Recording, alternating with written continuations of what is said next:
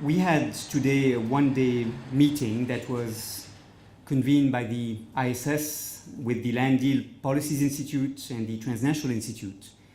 And it is my belief that in 5 or 10 years' time, this meeting will be recognized as a starting point of a movement for food justice, a movement for sustainable ways of producing, distributing, and consuming food, a movement for increasing accountability of policymakers towards the population they serve. The actors of this movement are diverse. They include scientists working on agrobiodiversity and on access to seeds, such as Émile Frison from Biodiversity International or Geoff Tense. They include pioneers of agroecology, such as Miguel Altieri or Eric Rol Jimenez. They include defenders of peasants' rights, such as June Borras, Mark Edelman, or Peter Rosset. They include those who think of the reform of food systems and the political economy of food, such as Raj Patel, Jean Douwe van der Ploeg, or Tony Weiss. They include researchers working on the links between public health and food systems, such as Robert Lawrence, Tim Lang, Corinna Hawkes, or Annie Bellows.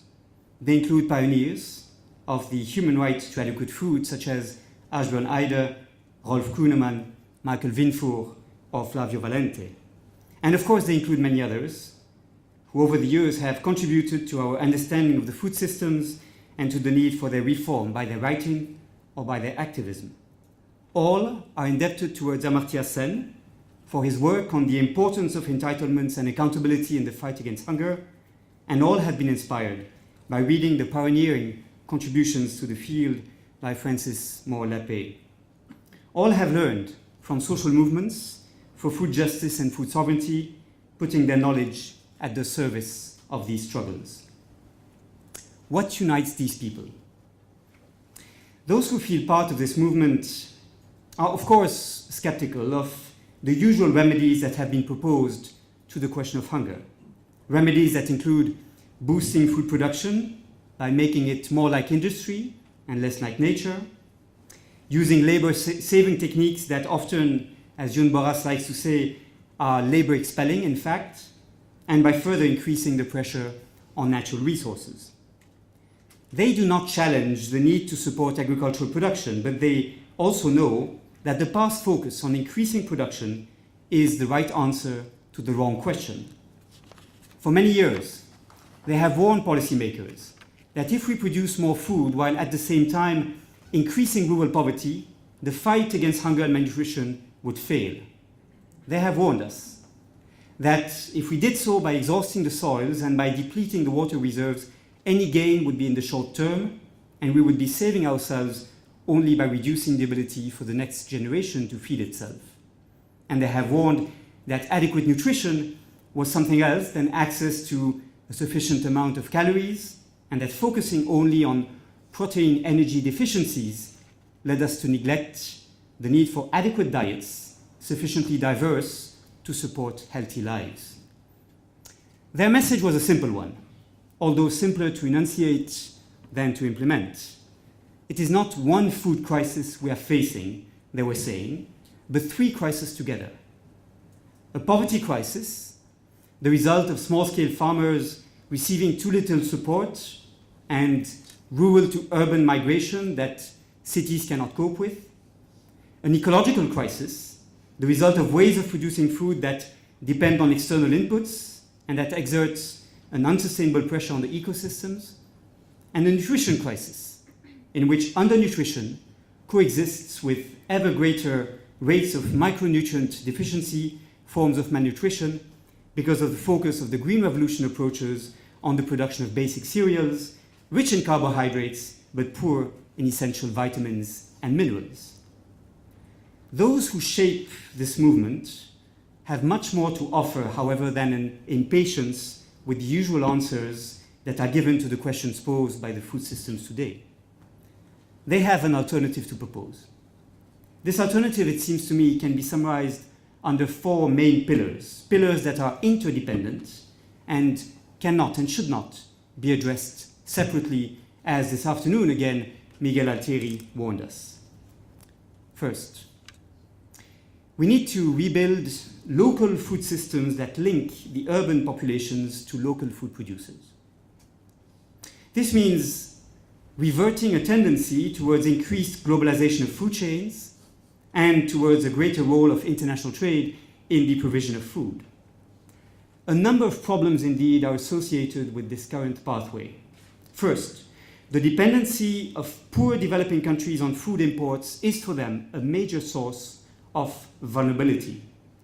As prices peak on international markets, as these price shocks shall become more frequent in the future, the result of weather-related events and of financial speculation on what are relatively thin markets, this addiction of these countries to imported foods, typically affordable only because they are heavily subsidized in OECD countries, will become an even more serious liability in the future than it has been to this day. And in this respect, the food crisis of 2008 and 2010-11 are a harbinger of what lays ahead. The food bills of the least developing countries have increased 5 or 6-fold between 1992 and 2008. Today, they account for 22 to 25% of their total food consumption, and they put these countries at a very considerable risk. Over the last year alone, the food bills of these countries soared by 1/3 in comparison to the previous year. Second, the increased importance of long and globalized food chains creates a challenge from the point of view of nutrition. The general pattern has been for developing countries to export high-quality foods, tropical fruits, vegetables in particular, non-traditional agricultural exports, to rich countries, while they, the poor countries, were importing refined grains. This means that increased trade may have lowered in some countries the price of macronutrients in these countries, but the reverse was true for the micronutrient-rich products.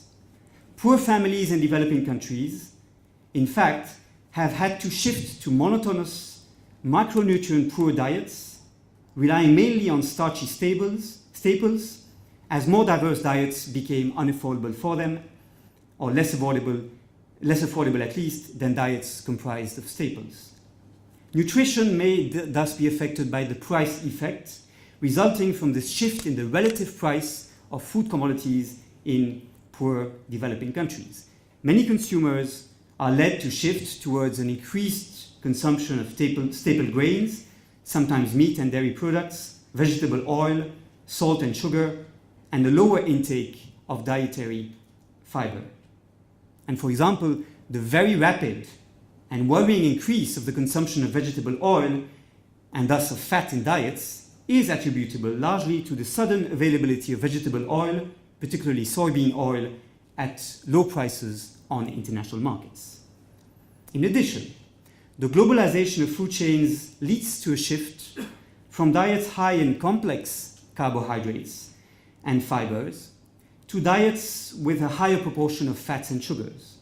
In fast-growing countries that are going through this nutrition transition, such as Mexico, South Africa, Brazil, India, China increasingly, disease patterns thus shift away from infectious and nutrition deficiency diseases towards higher rates of heart diseases, non-insulin dependent diabetes, some types of cancer, and overweight and obesity. This shift is accelerated by the expansion of trade in food commodities and the acceleration of vertical integration in food chains, both of which increase the availability of processed foods and soft drinks in poor countries. And for example, following the entry into force of the North American Free Trade Agreement in 1995, US companies massively invested in the Mexican food processing industry, which was for an amount equivalent to $210 million in 1987, moving to $5.3 billion in 1999, and the sales of processed foods in Mexico as a result soared 5 to 10% increase over the period 1995 to 2003, resulting in soft drinks, snack consumption by Mexican children increasing very significantly, resulting in very high rates of child obesity in this country. Third, the promotion of export-led agriculture and the increased weight of imports in local diets, both of which, of course, are the result of the expansion of global markets, have had negative effects on local small-scale farmers in developing countries. It is not these farmers who benefit from the opportunities that the opening up of international markets represent for some. Instead, it is these small farmers who are victims of the pressure on land and water, natural resources on which they depend, but for which they increasingly have to compete with the agro-export sector. It has been estimated, for example, that for 2007-2008, the net food imports of the EU require 35 million hectares of land to produce food for us, the equivalent of the entire territory of Germany. And this illustrates the importance of the pressure exercised by export-led agriculture on those who seek to feed themselves, their families, and their communities. In addition, export-led agriculture is overwhelmingly characterized by monocropping and the resulting loss of agrobiodiversity and by unsustainable reliance on external inputs.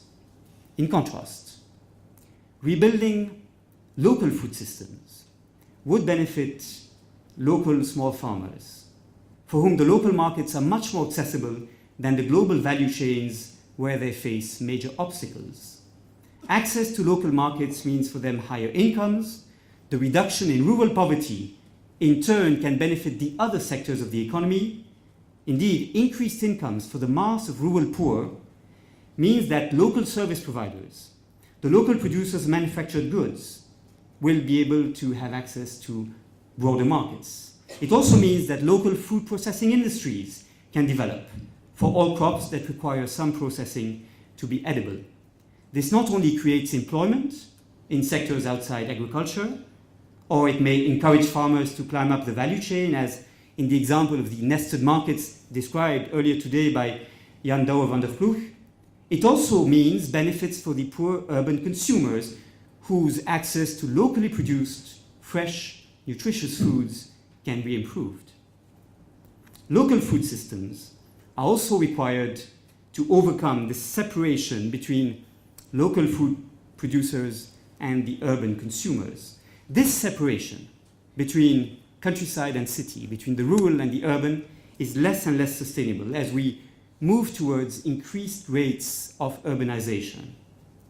By 2050, according to some estimates, urban dwellers will account for 86% of the population in developed countries, 66% in developing regions, and overall, the average percentage will be 69% on a worldwide basis. As a result, competition for land will increase between industrial and urban users and agricultural users, as the urban perimeters shall expand. Cities will require more and more food supplies, leading to greater traffic congestion and pollution, and testing the capacities of food distribution systems. The demand for convenience and processed foods will increase, sold in supermarkets or fast food stores. For poor families in particular, the increased distance from sources of food production to where the food is consumed can represent a problem, raising transport costs and leading to the dietary shifts that I have already mentioned. For all these reasons, we cannot simply claim the need to link local small-scale farmers to the urban consumers. We also must rethink the rural-urban continuum, including by the promotion of urban and peri-urban agriculture. Now, a number of strategies can be implemented to achieve this and to promote local food systems. They include, for example, transport infrastructure to connect the local farmers to the urban markets, land planning to allow for the emergence of urban and peri-urban agriculture, the use of public procurement schemes for schools and other public institutions to support local small-scale producers. Such strategies also include support to farmers' markets. Direct-to-consumer food marketing schemes link small farmers to the markets in ways that allow them to increase their incomes and to remain in control of their production. Local food systems thus conceived have made spectacular progress in recent years in a number of developed countries. In the US, for example, direct-to-consumer food sales have more than doubled over the past 10 years. Community-supported agriculture has grown in Canada, in France, where we have some 1,200 schemes of Association pour le maintien d'une agriculture paysanne, the French version of the CSAs. These initiatives are often linked to the increased demand of consumers for organic and fresh, locally produced foods. They also ensure farmers a guaranteed outlet for their produce and stable revenues. The local government sector or level is absolutely key in moving towards this solution. Let me take two examples. The first one is, of course, the well-known of Belo Horizonte in Brazil. In 1993, Belo Horizonte, under the leadership of Mayor Petros Ananias, found that conventional markets were really not serving the poorest segments of the population in Belo Horizonte. And they often were not connected to food distribution schemes. So it took a number of initiatives to change the situation. Belo Horizonte established mobile food distribution services. It supported family agriculture by governmental food purchases programs, selling incentives for local food producers to be prioritized, and they saw such support as key to reducing the speed of migration to the cities and to encourage the use of organic production methods. It rethought the local food system entirely by integrating the logistics of the supply chain to connect the local producers directly to consumers and to reduce the prices for the poorest consumers of Belo Horizonte. And the results have been spectacular. In fact, Belo Horizonte was one major source of inspiration for President Lula da Silva when he launched the Fome Zero strategy in 2003 and made Mayor Ananias his Minister for Social Development. Another example is provided by the city of Durban in South Africa, which I could visit in July this year. Almost 4 million people reside in Durban, this large municipality of KwaZulu-Natal, one of the poorest provinces of South Africa. And the authorities in Durban have encouraged food gardens, community mini farms, emerging commercial farms. They identified 26 farmers' associations working in the area. 800 community gardens were supported, and they sought simply to improve the links to the urban markets. Provided with adequate support, it is estimated that these initiatives could generate 60,000 jobs for the area. And one key objective of the municipality is to increasingly have it become self-sufficient in fresh and affordable food through surplus sales to the urban center. So relocalizing food systems is one major proposal that is made. A second one,